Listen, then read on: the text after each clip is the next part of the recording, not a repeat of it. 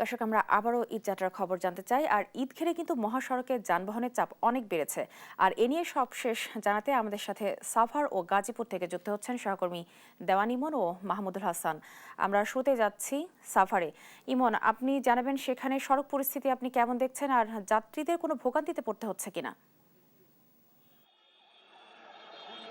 রিপা, শুরুতে যদি যাত্রী ভোগান্তির কথা বলি, যে যাত্রী ভোগান্তি কিন্তু আমরা সকাল থেকে দেখছি, কারণ সড়কে যে পরিমাণ যাত্রী রয়েছে সেই পরিমাণ কিন্তু পরিবহন নেই, এবং নির্দিষ্ট গন্তব্যের পরিবহন না পেয়ে কিন্তু ঘন্টার পর ঘন্টা যাত্রীদের কিন্তু এই মহাসড়কে অপেক্ষা করতে হচ্ছে। সেই কারণে কিন্তু তারা মূলত এই ভোগান্তির যে শিকার সেটি হচ্ছেন। আমরা যদি এই মুহূর্তে চিত্রটি দেখাই, ঢাকা আরিচা মহাসড়কের নবীনগর এলাকায় রয়েছে আমরা, এবং এখানকার চিত্রটি যদি দেখাই, যে দেখতে পাচ্ছেন যে শত শত যাত্রী কিন্তু ভোর থেকে এই মহাসড়কে এসে অপেক্ষা করছেন, এবং নির্দিষ্ট গন্তব্যের পরিবহন না পেয়ে কিন্তু তাদের অপেক্ষা ক্রমশই কিন্তু দীর্ঘ হচ্ছে।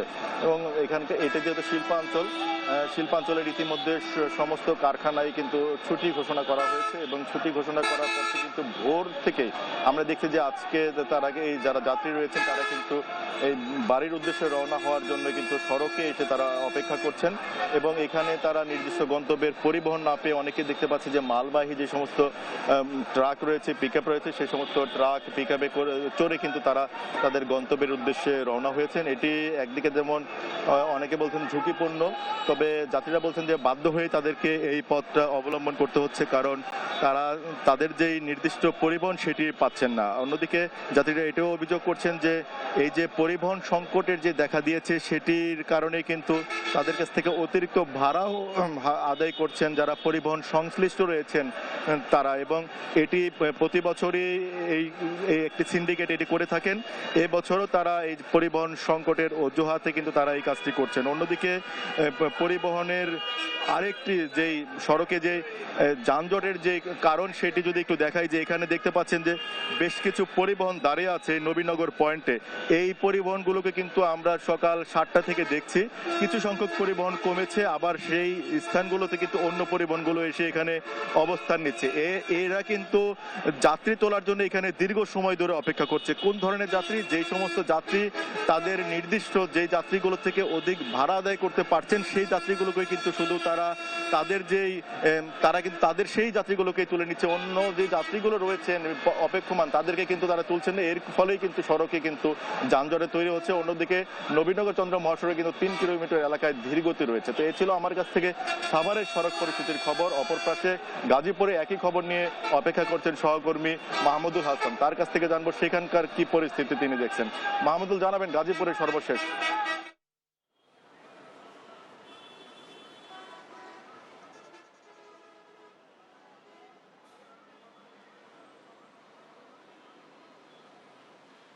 ধন্যবাদ ইমন। আমি এই মুহূর্তে দাঁড়িয়ে আছি চন্দ্রাত্রি মোড় এলাকায়, এবং এটি 26 জেলার, উত্তরবঙ্গের 26 জেলার প্রবেশ মুখ, এবং এখানে এবারে ঈদ যাত্রা কিন্তু মোটে অস্বস্তিদায়ক হচ্ছে না। আমি যদি একটু দেখাই সড়কের চিত্র, সড়কে দেখতে পাচ্ছেন হাজার হাজার গাড়ি কিন্তু সেই গতকাল সকাল থেকে এখন পর্যন্ত গাড়ির চাপ কিন্তু কমেনি। সময় যত যাচ্ছে ততই কিন্তু গাড়ির চাপ বাড়ছে। গতকাল বুধবার সন্ধ্যা থেকে যে যানজটটি শুরু হয়েছিল আজ সকালে তা আরও প্রকট আকার ধারণ করেছে। গাজীপুরের বগুড়া বাইপাস থেকে চন্দ্রা মোড় পর্যন্ত প্রায় 23 কিলোমিটার দীর্ঘ যানজট সৃষ্টি হয়েছে। মুষলধারে বৃষ্টির কারণে সড়কের বিভিন্ন স্থানে পানি জমে যানবাহনের গতি একদম কমে গেছে, এবং খুবই ধীর গতিতে চলছে। অনেক জায়গায় চাকা ঘুরছে না বললেই চলে। রাত থেকে শুরু হওয়া বৃষ্টিকে উপেক্ষা করে পর্যাপ্ত বাস না পেয়ে চরম ঝুঁকি নিয়ে মানুষ খোলা ট্রাক এবং পিকআপে গন্তব্যে রওনা দিচ্ছেন। বিশেষ করে পলিথিন মাথায় দিয়ে বৃষ্টিতে ভিজে নারী ও শিশুদের এই যাত্রা সত্যি হৃদয় বিদারক ছিল। দুর্ভোগ থাকলেও বাড়ি ফেরা এক ধরনের উচ্ছ্বাস মানুষের চোখে মুখে কিন্তু দেখা যাচ্ছে। যাত্রীদের প্রধান অভিযোগ হচ্ছে ভাড়া নৈরাজ্য।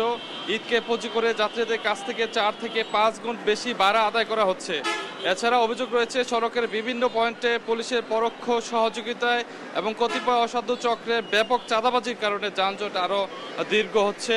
সড়কের উপর অবৈধ অটোরিকশার দাপটও কিন্তু এই যানজটের অন্যতম প্রধান কারণ। আরেকটি গুরুত্বপূর্ণ তথ্য জানিয়ে রাখি, আজ এই শিল্পাঞ্চলের প্রায় 833টি কারখানা ছুটি হচ্ছে। শেষ ধাপে 4টি ধাপে কিন্তু গাজীপুরের পোশাক কারখানাগুলো ছুটি হয়েছে। আজকে শেষ দিনে 833টি কারখানা ছুটি হবে, এবং তারা যখন একযোগে রাস্তায় নামবে তখন কিন্তু যানজট আরও বাড়তে পারে। তবে স্বস্তির বিষয় হলো এবার প্রায় শতভাগ কারখানার বেতন ভাতা পরিশোধ করা হয়েছে, ফলে বিগত বছরগুলোর মতো শ্রমিকদের বকেয়া বেতনের দাবিতে রাস্তায় নামতে কিন্তু দেখা যায়নি। সব মিলিয়ে বলা যায় বৃষ্টি আর তীব্র যানজটে নাকাল উত্তরবঙ্গের মানুষ। দিনে এই এখন যেহেতু সকাল দুপুরের দিকে রোদের মাত্রা যদি বেড়ে যায় এবং যদি বৃষ্টি হয় তাহলে কিন্তু এই ভোগান্তি চরম আকার ধারণ করবে। গাজীপুর থেকে এই ছিল আমার কাছে সবশেষ।